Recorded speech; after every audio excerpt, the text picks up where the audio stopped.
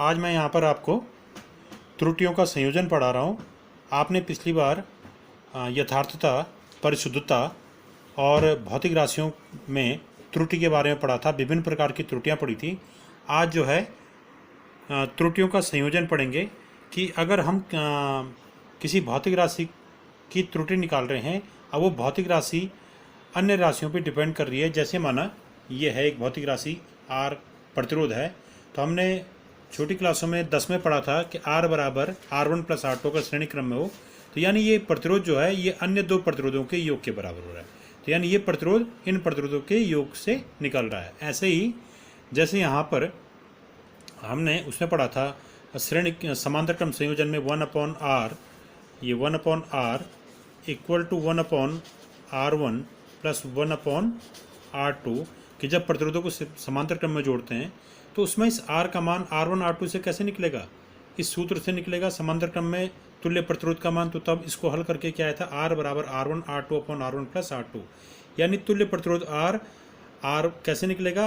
R1 into R2 करेंगे, फिर उसके अपॉन में क्या कर देंगे? R1 plus R2। अब अगर हमने प्रैक्टिकल करके निकालना है तो प्रैक्टिकल करके पहले हमें R1 निकालना पड़ेगा, फिर R2 निकालना पड़ेगा, तब उनके मान यहाँ पर रख के R की वैल्यू निकलेगी। परंतु यदि प्रयोग करते समय R1 का मान में त्रुटि आ गई, R2 के मान में त्रुटि आ गई, तो जो R निकलेगा उसके मान में भी क्या आएगी? त्रुटि आएगी, और वो त्रुटि और भी ज़्यादा आएगी, यानी वो त्रुटि R1 R2 से भी ज़्यादा आएगी। जैसे R1 के मान में त्रुटि आ गई, R2 के मान में त्रुटि आ गई, तो निश्चित ही जो R के मान में त्रुटि आएगी वो और भी ज़्यादा आएगी। या इसी प्रकार से जैसे R बराबर था V/I, ओम का नियम है, अगर V को नापने में त्रुटि आती है, VI नापने में त्रुटि आती है, तो निश्चित ही R के मापन में भी क्या होगी? त्रुटि होगी। तो यानी यहाँ पर जो ये भौतिक राशि है R, ये V और I के संयोजन पर निर्भर कर रही है, या R का मान जो R1 R2 के संयोजन पर निर्भर कर रहा है। यानी जो ये सूत्र भौतिक राशि है वो अन्य भौतिक राशियों से किस प्रकार से संयोजित हो रखी है, ये जो है मुख्य बात है इसमें, और उसी के आधार पर हम त्रुटि निकालेंगे। तो यदि हम ये मान के चलें कि कोई भौतिक राशि दूसरी राशि के साथ योगफल करके निकल रही है, तो उसमें त्रुटि कैसे निकालेंगे? तो देखिए इसको पहले कि जब त्रुटिपूर्ण पाठ्यांकों का योग, त्रुटिपूर्ण पाठ्यांकों का योग मतलब जिस भौतिक राशि को हमने निकाला है उसके पाठ्यांक में क्या आ गया? त्रुटि आ गई। तो जब त्रुटिपूर्ण पाठ्यांकों का योग व्यवकलन माने अंतर, डिफरेंस, गुणा या भाग जैसी प्रक्रिया की जाती है तो त्रुटियां बढ़ जाती हैं। कुल त्रुटि निम्न प्रकार से निकाली जाती है, यानी अगर कोई भौतिक राशि अन्य भौतिक राशियों पर इन सूत्रों के अनुसार निर्भर कर रही है, तो जो भौतिक राशि में के मान में हम त्रुटि निकालेंगे, इनमें वो त्रुटि क्या होगी? जो अलग से दूसरी अन्य भौतिक राशियाँ इनकी त्रुटियों के से निकलेगी। और इन सूत्रों के अनुसार कैसे निकालेंगे इसको हम, तो इसको हम यहाँ देखेंगे। तो यदि पहला है इसमें कि भौतिक राशियों के योगफल तथा व्यवकलन के रूप में त्रुटि, इसका अर्थ है कि जैसे 3 भौतिक राशियाँ A B Z, माना हमने Z A के मान में, ये भौतिक राशि जैसे A है तो इसके मान, इसका जो वास्तविक मान है वो कैपिटल A है, और भौतिक राशि स्मॉल b है उसका वास्तविक मान कैपिटल B है, और भौतिक राशि जैसे स्मॉल z मान के उसका वास्तविक मान क्या है? Z है। तो अगर हम Z का वास्तविक मान निकालें तो Z का वास्तविक मान बराबर हो गया A का वास्तविक मान धन B का वास्तविक मान। अब अगर हम Z के मान में त्रुटि निकालें तो Z के मान में त्रुटि कैसे निकालेंगे? यहाँ पर हम देख रहे हैं Z का वास्तविक मान A और B के वास्तविक मानों के योग से निकल रहा है, तो त्रुटि कैसे निकलेगी? तो हम ये मान के चलेंगे कि A और B का जो हमने प्रयोग से मान निकाला होगा, तो A के मान में जो त्रुटि आई वो plus minus delta A I, B के मान में त्रुटि प्लस माइनस डेल्टा B आई। अब माना Z के मान में जो त्रुटि आ रही है वो प्लस माइनस डेल्टा Z आ रही है, हमने इसी डेल्टा Z के लिए सूत्र निकालना है। तो प्रयोग के बाद, ये तो वास्तविक मान है A B Z, तो प्रयोग के बाद माना A का जो मापित मान आएगा, प्रेक्षित मान आएगा, वो क्या आएगा? A plus minus delta A। ठीक है, प्रेक्षित मान कैसे निकलता है? A का प्रेक्षित मान मतलब A का वास्तविक मान धन उसके मान में त्रुटि, या ऋण उसके मान में त्रुटि। तो A का प्रेक्षित मान हो जाएगा A plus minus delta A। वैसे B का प्रेक्षित मान बराबर क्या होगा? B का वास्तविक मान प्लस माइनस B के मान में त्रुटि। ठीक है, ऐसे ही Z का जो प्रेक्षित मान आएगा फॉर्मूले से, वो आएगा Z का वास्तविक मान धन प्लस माइनस उसके मान में त्रुटि। तो अब हम यहाँ पर समीकरण 1 की तर्ज पे Z के प्रेक्षित मान का सूत्र बनाएंगे कि Z का प्रेक्षित मान बराबर क्या होगा? जेड का प्रेक्षित मान यानी Z plus minus delta Z बराबर ए का प्रेक्षित मान धन बी का प्रेक्षित मान, यानी सूत्र बन जाएगा Z plus minus delta Z बराबर A plus minus delta A plus B plus minus delta B. प्रत्येक को ब्रैकेट में रखा। अब जो है यहाँ पर से ए और बी इनको अलग करके ब्रैकेट में रख दिए, ब्रैकेट खोले तो ए प्लस बी ये एक साथ रख दिए एक ब्रैकेट में। अब प्लस माइनस डेल्टा ए ये प्लस माइनस डेल्टा बी ये अलग से रख दिए, ठीक है। अब हमने देखा कि ए प्लस बी तो क्या था समीकरण नंबर 1 में, ए प्लस बी मतलब ए का वास्तविक मान धन बी का वास्तविक मान, ये किसके बराबर था, जेड के वास्तविक मान के बराबर। तो ए प्लस बी को हमने जेड लिख दिया, तो ए प्लस बी की जब हमने जेड रख दिया यहाँ पे, तो ये आ गया Z plus minus delta Z बराबर Z plus minus delta A plus minus delta B. अब जो है यहाँ से जेड कैंसिल हो गया, तो हमारे पास क्या आ गया, हमारे पास आ गया डेल्टा जेड बराबर delta A plus delta B, या प्लस माइनस डेल्टा जेड बराबर plus minus delta A plus minus delta B. तो ये क्या है, जेड के मान में त्रुटि बराबर ए के मान में त्रुटि धन बी के मान में त्रुटि, ठीक है। तो जेड के इस जेड के मान में अधिकतम त्रुटि का सूत्र क्या हो जाएगा, महत्तम त्रुटि का सूत्र हो जाएगा जब इन सब के चिन्ह एक जैसे होंगे, हम धन चिन्ह लेंगे, ठीक है। तो प्लस माइनस हट जाएगा, तो जेड के मान में अधिकतम त्रुटि आ जाएगा कि डेल्टा जेड बराबर delta A plus delta B. अधिकतम त्रुटि यही क्यों होगा, माइनस क्यों नहीं आया, क्योंकि अगर हम यहाँ पर माइनस लेते तो ये घट के छोटा आता, कम मान आता। तो हमें तो अधिकतम मान चाहिए, तो अधिकतम मान कैसा आएगा, जब इन दोनों राशियों को हम जोड़ के लिखेंगे, दोनों के चिन्ह धन धन। तो जेड के मान में अधिकतम त्रुटि डेल्टा जेड बराबर हो गया delta A plus delta B. इसी प्रकार से अगर जेड जो है ए और बी पर इस सूत्र के अनुसार निर्भर कर रहा है कि जेड बराबर ए माइनस बी, यानी एक राशि ए है एक राशि बी है और इनको घटा के क्या निकल रहा है जेड, यानी हम ये मान लें कि जेड का वास्तविक मान कैसे निकल रहा है, ए का वास्तविक मान ऋण बी का वास्तविक मान। तो तब जेड का प्रेक्षित मान या मापित मान कैसा आएगा, वो पहले वाली तर्ज पे, पहले जो हमने पार्ट पढ़ा है उसी तर्ज पे कि जेड का प्रेक्षित मान हो जाएगा Z plus minus delta Z बराबर ए का प्रेक्षित मान ऋण बी का प्रेक्षित मान। तो ए का प्रेक्षित मान क्या था, A plus minus delta A, B का प्रेक्षित मान क्या निकालता हमने, B plus minus delta B, Z का प्रेक्षित मान हमने क्या माना था, Z plus minus delta Z. तो इस समीकरण ए की तर्ज पर ये अंतर के रूप में आ रहे हैं, जेड का मान ए और बी के अंतर के रूप में है। तो तब जेड का प्रेक्षित मान क्या आएगा, Z plus minus delta Z बराबर A plus minus delta A, फिर ये minus B plus minus delta B, ये प्रेक्षित मान के लिए सूत्र हो गया। Z plus minus delta Z बराबर, अब हमने क्या किया, ब्रैकेट खोल दिए, तो A plus minus delta A फिर माइनस बी हो जाएगा, और ये क्या हो जाएगा माइनस माइनस प्लस का माइनस, और माइनस प्लस का plus, minus plus delta B हो जाएगा। तो यहाँ पर क्या आ जाएगा, Z plus minus delta Z बराबर ए माइनस बी एक ब्रैकेट में, अब plus minus delta A minus plus delta B. अब जो है यहाँ पर फिर वही ए माइनस बी को समीकरण नंबर ए से हमने क्या लिख दिया, यहाँ पर जेड लिख दिया, तो ये आ गया Z plus minus delta Z बराबर Z plus minus delta A minus plus delta B. तो जेड से जेड कैंसिल हो गया, तो ये आ गया plus minus delta Z equal to plus minus delta A minus plus delta B, ठीक है। तो अब जो है इसके मान में अधिकतम त्रुटि, तो अधिकतम त्रुटि कैसे आएगी, वो हो जाएगा आपका कि डेल्टा जेड बराबर delta A plus delta B, या ये भी फॉर्मूला बन सकता है इसका, ठीक है। तो अधिकतम त्रुटि का सूत्र यहाँ पर आ गया, जेड के मान में अधिकतम त्रुटि का सूत्र ये आ गया। अब जो है अगर इसी प्रकार से जैसे हमने देखा कि जेड जो है ए माइनस बी, यानी जेड का मान ए और बी के अंतर से निकल रहा है, पहले वाले में जेड का मान ए और बी के योग से निकल रहा था। यदि जेड का मान ए और बी के गुणनफल से निकले, यानी राशियों के गुणनफल के कारण त्रुटि, ठीक है। ये पहले वाली त्रुटि क्या थी, राशियों के अंतर के कारण थी। अब राशियों के गुणनफल के कारण त्रुटि, जैसे कि माने एक सूत्र है ये v equal to I R, या हम पढ़ सकते हैं कि f बराबर M A, M into A. तो यहाँ पर ये राशि कैसे निकल रही है, इन दोनों राशियों के गुणनफल से निकल रही है। अगर m और a के मान में ही त्रुटि आगे नापते समय, तो एक f के मान में त्रुटि कैसे निकालेंगे, तो वो आएगा इसके मान में त्रुटि इन दोनों के गुणनफल के अनुसार निकाली जाएगी, ठीक है। तो यहाँ पर राशियों के गुणनफल के कारण जो त्रुटि आएगी उसको हम इस प्रकार से दिखाएंगे कि माना कोई राशि जेड है, वो ए और बी के गुणनफल के बराबर है, ठीक है। तो तब जेड का वास्तविक मान बराबर क्या होगा, ए का वास्तविक मान गुणा गया बी का वास्तविक मान। तो इसको हमने समीकरण नंबर 1 लिख दिया। अब जेड का जो प्रेक्षित मान होगा वो हो जाएगा Z plus minus delta Z, A का प्रेक्षित मान A plus minus delta A, B का प्रेक्षित मान B plus delta B plus minus delta B, जहाँ डेल्टा जेड क्या है, जेड के मान में त्रुटि, डेल्टा ए क्या है, ए के मान में त्रुटि, डेल्टा बी क्या है, बी के मान में त्रुटि, ठीक है।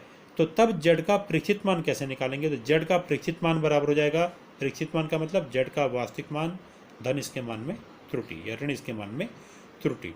तो समीकरण नंबर 1 की तर्ज पे हम यहाँ से प्रेक्षित मान का सूत्र निकाल देंगे। तो जेड का प्रेक्षित मान बराबर के जगह पे क्या लिख देंगे? Z plus minus delta Z बराबर ए का प्रेक्षित मान A plus minus delta A into B का प्रेक्षित मान मतलब B plus minus delta B.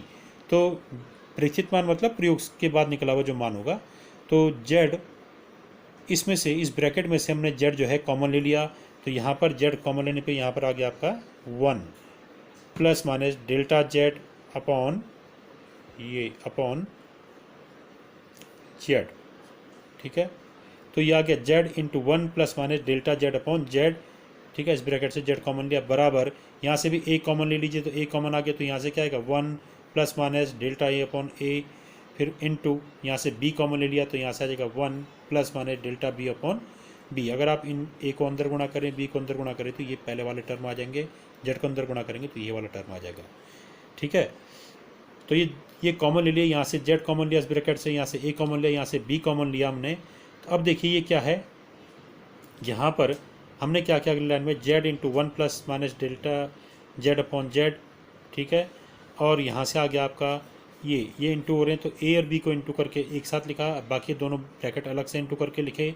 तो A into B into 1 plus delta A upon A into 1 plus minus delta B upon B. यहाँ पर प्लस माइनस भी है साथ में यहाँ पे।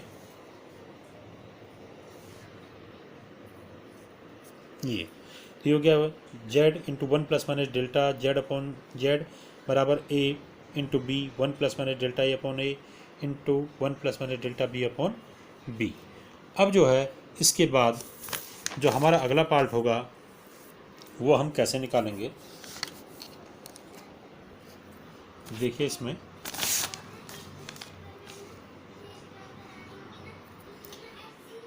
वहाँ से जब हमने जेड कॉमन ली तो ये आया था जेड इंटू ये वाला पार्ट आया था। तो हमने ए इंटू बी जो आ रहा था उसमें उसको जेड लिख दिया, क्योंकि समीकरण नंबर 1 में ए इंटू बी क्या था, जेड के बराबर था, उसको जेड लिख दिया। तो जेड से जेड कैंसिल हो गया, यह आ गया 1 plus minus delta Z upon Z equal to 1 plus minus delta A upon A into 1 plus minus delta B upon B.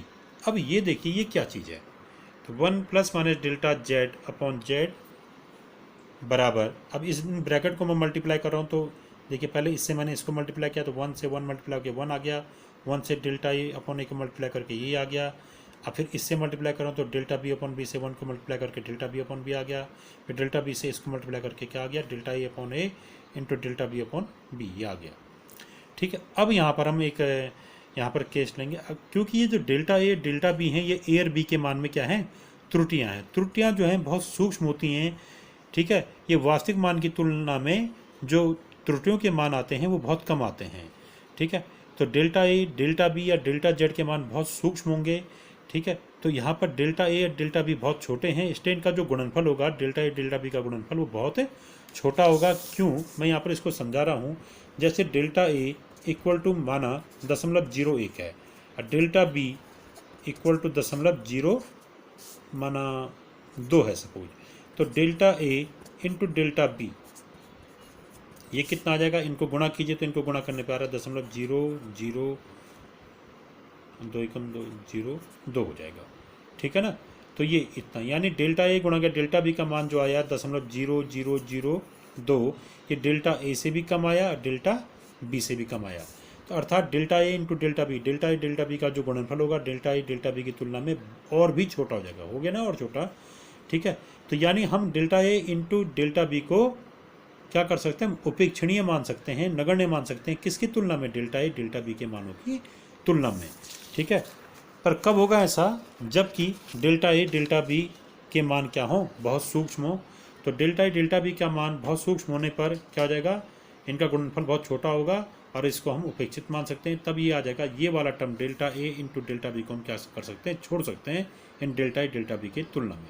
तो इसको हम छोड़ देंगे, ये बचेगा, यहाँ से 1 से 1 भी कैंसिल हो गया, यहाँ क्या बचा, delta plus minus delta Z upon Z equal to plus minus delta A upon A plus minus delta B upon B.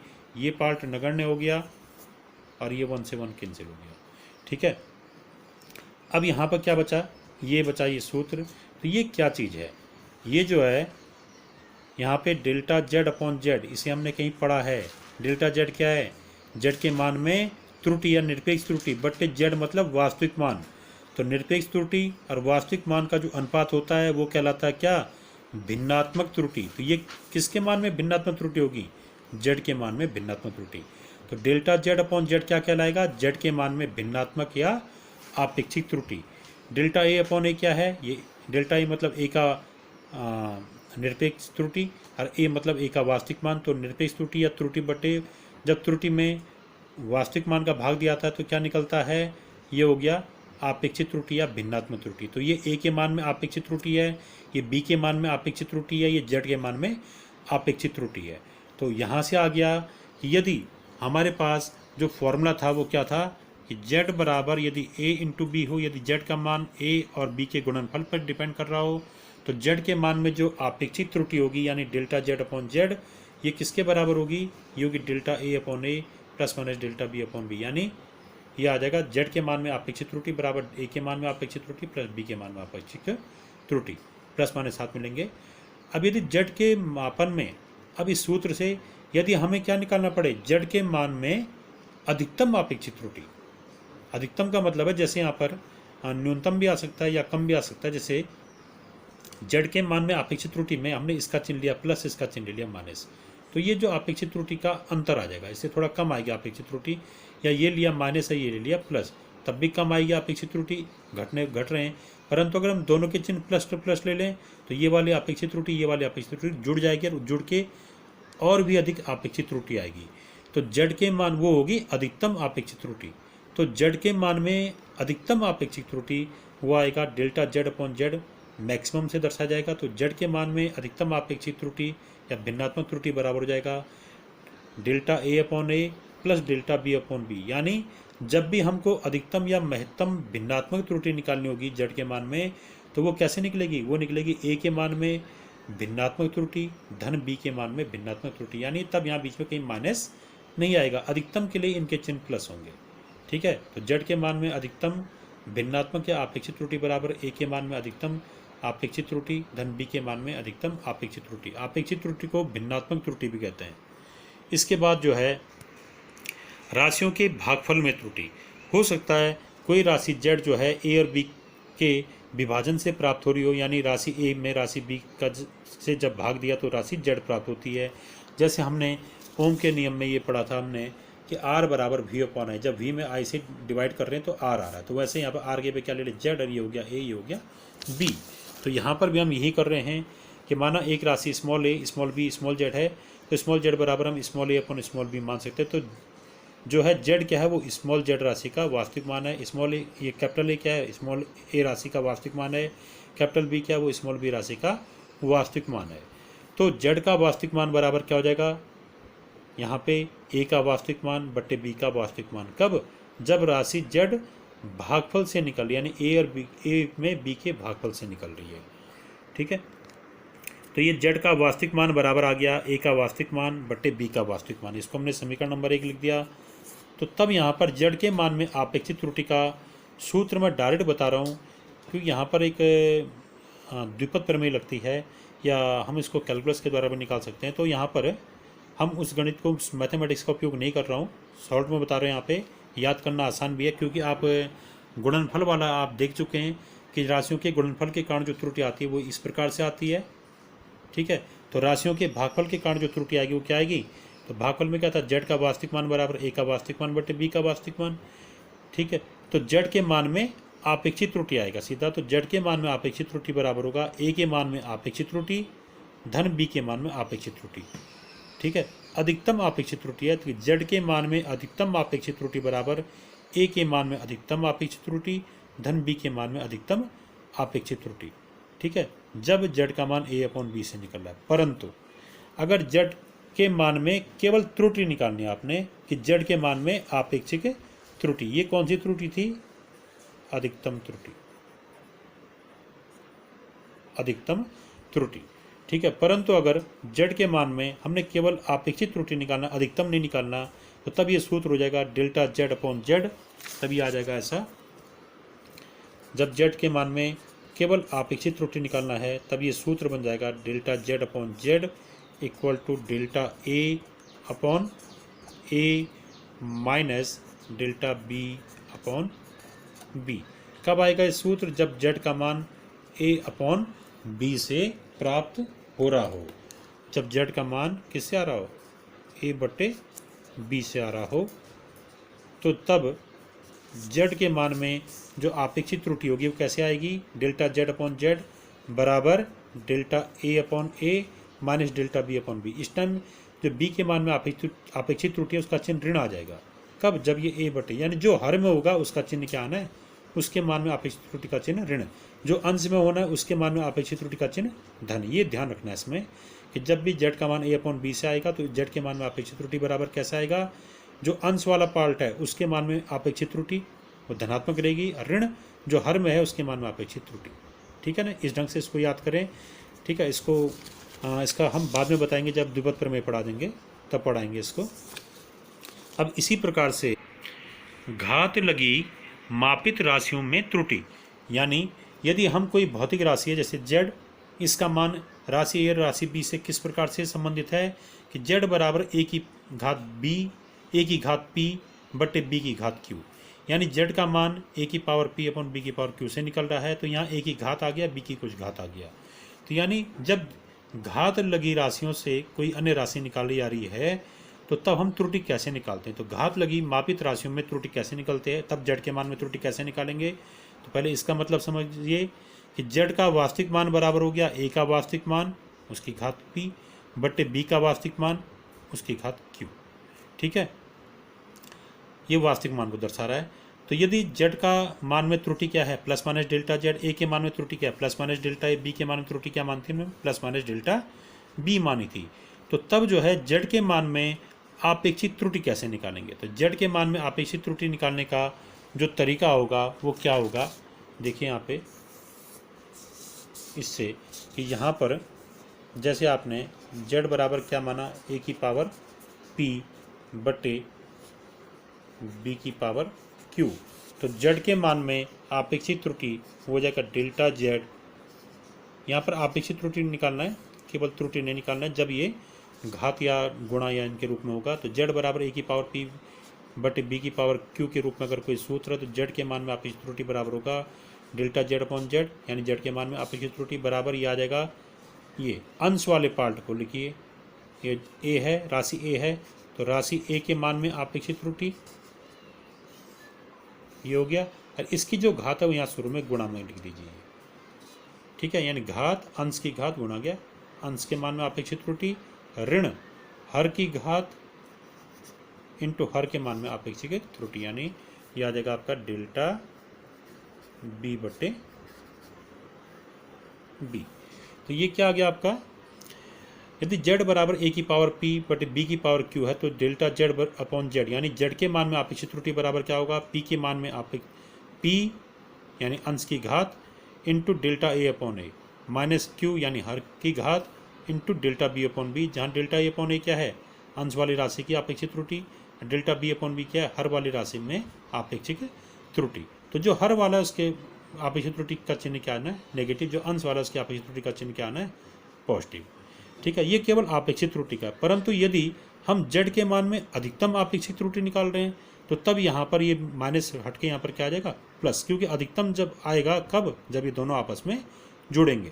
ठीक है, तो तब यदि जेड बराबर ए की घात पी बटे बी की घात क्यू है तो तब जेड के मान में अधिकतम अपेक्षित त्रुटि कैसा आएगा? Delta Z upon Z max, मतलब जेड के मान में अधिकतम मैक्सिमम अपेक्षित त्रुटि बराबर हो जाएगा P into delta A upon A plus Q delta B upon B, तब यहाँ बीच का चिन्ह प्लस आएगा।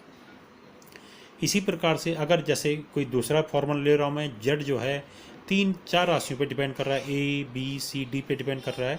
यदि हमारे पास ए राशि है, बी राशि है, कोई सी राशि है, कोई डी भौतिक राशि है, और उनके आपस में संयोजन से क्या निकल रहा है? कोई अन्य राशि जेड निकल रही है। जेड का सूत्र क्या आ रहा है? जेड बराबर ए की घात पी इंटू बी की घात क्यू बटे सी की घात आर इंटू डी की घात एस। यहाँ सी या डी हर में, ए और बी अंश में है। ठीक है, तो तब ये क्या कहलाएगा? जेड। जेड का वास्तविक मान बराबर ए का वास्तविक मान की घात क्यू, बी का वास्तविक मान उसकी घात क्यू बटे सी का वास्तविक मान उसकी घात आर इंटू डी का वास्तविक मान इंटू उसकी घात एस। ठीक है, तो अब यहाँ पर जेड के मान में आपेक्षिक त्रुटि कैसे निकालेंगे? पहले आपेक्षिक त्रुटि, तो उसमें क्या होगा, जेड के मान में आपेक्षिक त्रुटि delta Z upon Z equals to क्या होगा, पी, ये घात जो है शुरू में इनटू में आ जाएगी, घात हमेशा इनटू में आएगी आपेक्षिक त्रुटि के साथ, तो ये ए की घात पी है तो ये क्या आ जाएगा, पी इंटू ए के मान में आपेक्षिक त्रुटि डेल्टा ए अपॉन ए हो गया, फिर plus Q delta B upon B, फिर minus R into delta C upon C, minus S into delta D upon D.